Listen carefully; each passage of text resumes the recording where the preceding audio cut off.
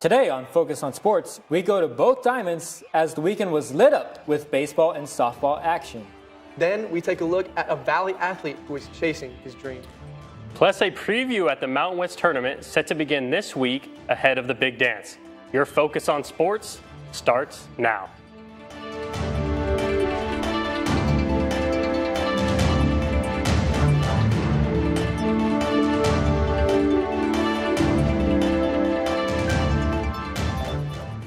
Welcome on in, ladies and gentlemen, to your Fresno State Focus on Sports. I'm Ricky Oakes. I'm Max Gallegos. And I'm Jackson Sanchez. We begin the week on the baseball diamond as Fresno State is riding fresh off a series win against San Diego State. But the week won't be that easy. They had three opponents this week, starting with a one-day game from the Pacific Tigers. Fresno State would find themselves in a dogfight as when the Tigers would strike, the Dogs would bite back.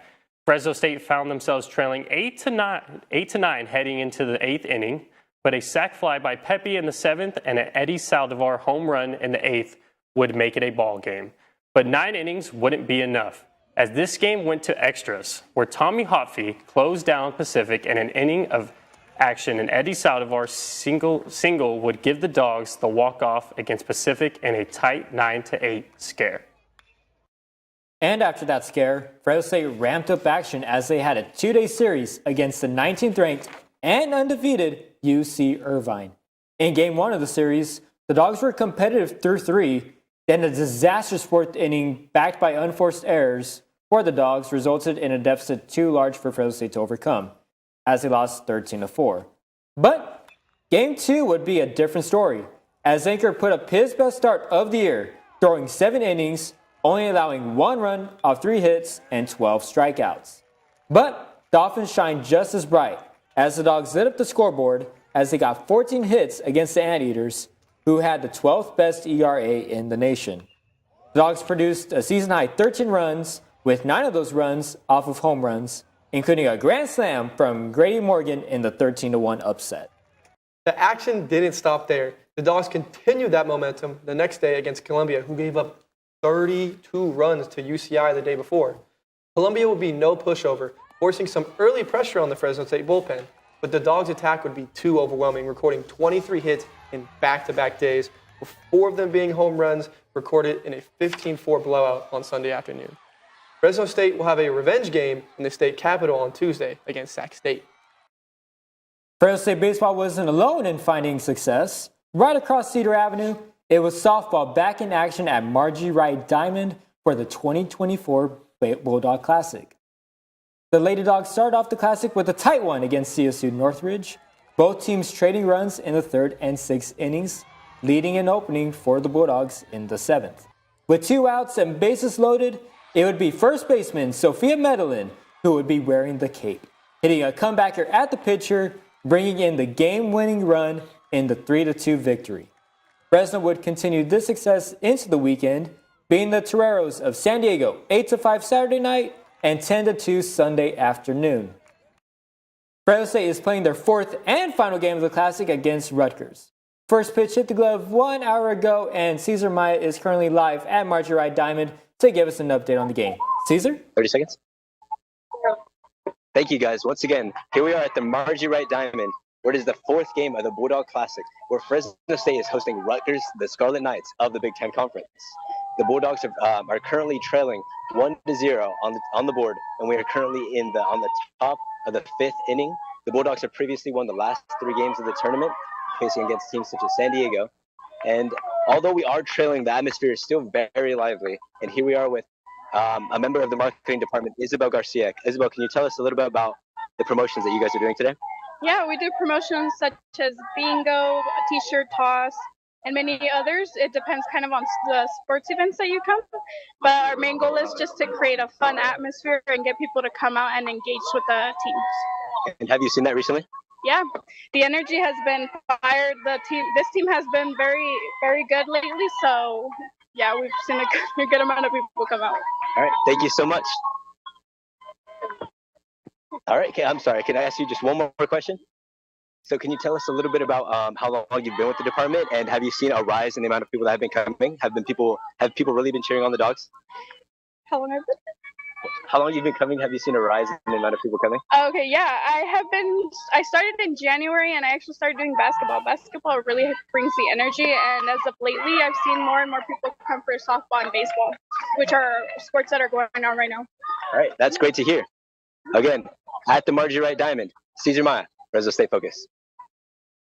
While these dogs were scoring on land, the water polo team was finding dominance by water. Fresno State opened up Golden Coast Conference play against California Baptist University, where they lit up their own scoreboard, producing 20 goals in the effort. Brooke Ochoa leading the ship her way with 5 goals on 5 shots. Dogs will be back in the Aquatic Center on Saturday when they host the Aztecs. Coming up after the break, we follow a trail of the Central Valley athlete looking for his position on the podium in the Olympics.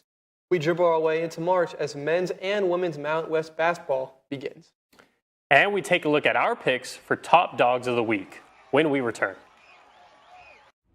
Here in the valley, our colors are blue and our waves are red. Bulldog born and bulldog bred. Generations linked forever by traditions that have stood the test of time. Inside our stadiums, we are one. This is our valley, and this year, we're doing it for you. At Fresno State, being bold means committing to something greater than yourself. It's learning by doing and nurturing leaders to advance our shared future. It's using research to create a better life for those around us and healing those who need us most. These are our stories, because at Fresno State, bold begins here. Welcome back to your Focus on Sports. A local community college coach misses going to the Paris 2024 Olympics by 10 seconds. An Olympic dream for many, but just another race for CJ Albertson. Mena Ramos had a chance to look into his life and see how he got there. What's up, guys? CJ Albertson is not like other professional marathon runners. He's the Clovis Crush cross country and track coach while being a world record holder for the 50 kilometers. In the mix of that, he's also a dad. So I like to be home as like a way to also be able to be more supportive of him, to let him really like follow this dream of running. I want him to be able to do that because I love it. I love that he runs. A normal morning for Coach CJ starts with morning practice. Small talk and bits of laughter before the runners hit the trail. Most importantly, CJ takes the opportunity to connect with his athletes with a couple words of motivation. It's obviously like necessary to run fast, to race fast. As the athletes warm into their mileage, Coach starts his solo training as one of the top marathon runners in the United States. Most likely, you'll find him running the Clovis Crush loops at Woodward Park. Coaching, teaching, hanging out with my kids, and then racing, doing different races. Luckily for marathons, like the Olympics, like isn't the only thing, and there's tons of other like really big, worldwide marathons. So, there's still lots of things to do. Albertson placed 5th overall at the Olympic trials. Only the top 3 go to Paris. But his time was a personal best of 2 hours, 10 minutes, and 7 seconds. Even in the disappointment, he's an inspiration to his community. Oh, it was 100% just him doing workouts with us and how he made it look easy, and him just smiling while doing workouts while I'm over here dying. Not only does he have a connection to Central Valley athletes, Albertson embodies the simplicity and adaptability as a runner. He continues to show his progression through his life career. Go to CJ Albertson's last post on his Instagram page about his experience at the Olympic trials. Clearly, he is not done and is ready for more. This is Jimena Ramos, Fresno State Focus. To keep up with CJ's upcoming races, follow his Instagram at CJ Albertson. The men's basketball team wrapped up their regular season on Saturday, hoping to give the seniors one last memory at the Save Mart Center. However, that memory might be one they would want to forget.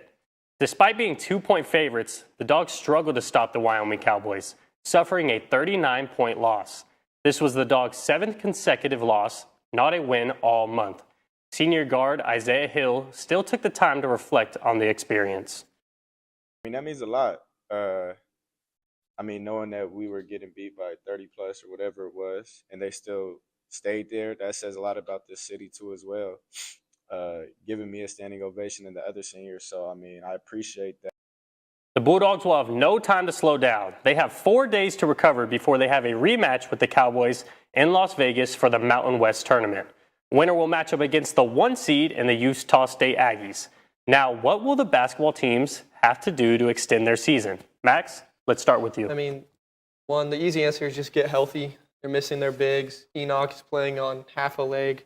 But ultimately, they just have to make shots and take shots with confidence. Even if they haven't been falling, you have to take the shots with the same confidence if they're going to go in. I mean, they went 15 of 56 in this last game. That is an atrocious shooting percentage. So they just have to take shots and shots with confidence. Yeah, I mean, that's like the biggest difference. Like, again, this team competed with Utah State a week and a half ago, brought them to overtime. But it was just a completely different thing between that game and the Wyoming game. Like, points in the paint were not converting, even with having Boachi in the lineup. I mean, it's just going to come down to finding those shots when you know you can make them and shoot them, like you said, with confidence. Exactly. And really, I just think the Dogs just aren't a good basketball team this year. We kind of have to tell it how it is. They lost 7 straight.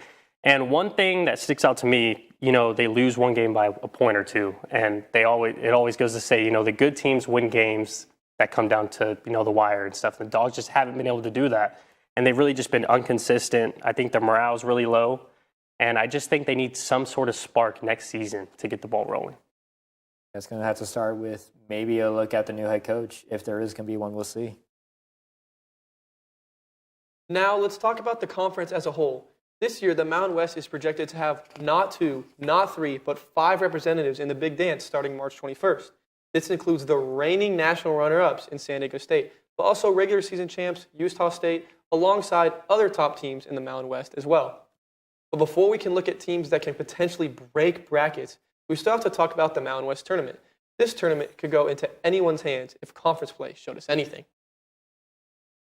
Yeah, and then for me, we got to start off with the top seed, Utah State. They look strong all year long, but they've had a couple slip-ups, and with the Mountain West having potentially, like you said, 5 teams in it, I'm keeping my eye on a team like Boise State. I mean, they have 2 strong forwards, both 6'8", both juniors. Tyson DeGart is leading the team with 16 points per game, but him alongside Omar Stanley, they put up both 6 rebounds per game. And when you have a deadly force like that in the paint, it's going to lead to success, especially beating San Diego State twice, bringing Utah State to overtime. They're going to be a force to be reckoned with. What about you, Jackson? My dark horse to win this thing is New Mexico Lobos. Great guard play all around, a fast team, a fun team to watch as a fan. And really, they have a coach in Richard Pitino, who's son to the legend basketball coach, Rick Pitino. So I think they're going to be ready to go. Like I said, they've got a lot of steals on defense. Just a very fun team to watch, especially for the viewers at home. And like you said, there's 5 teams that can probably make March Madness, and that pretty much these 5 or 6 teams that can realistically win this, whether that's UNR, UNLV, Colorado State, Boise State, whoever it is. I'm a numbers guy. My favorites right now, probably UNR, New Mexico, San Diego State. They're highest in combined offensive and defensive rating.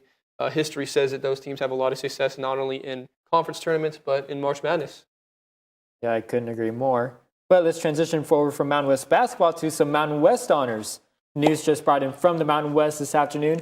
Fresno State's recent performances were put to notice as multiple members were recognized as Players of the Week. Left fielder Rocco Pepe was named Player of the Week, alongside infielder Cam Schneider becoming Freshman Player of the Week. Noah Beal also got his recognition after his 12th strikeout performance against UC Irvine, becoming Mountain West Pitcher of the Week.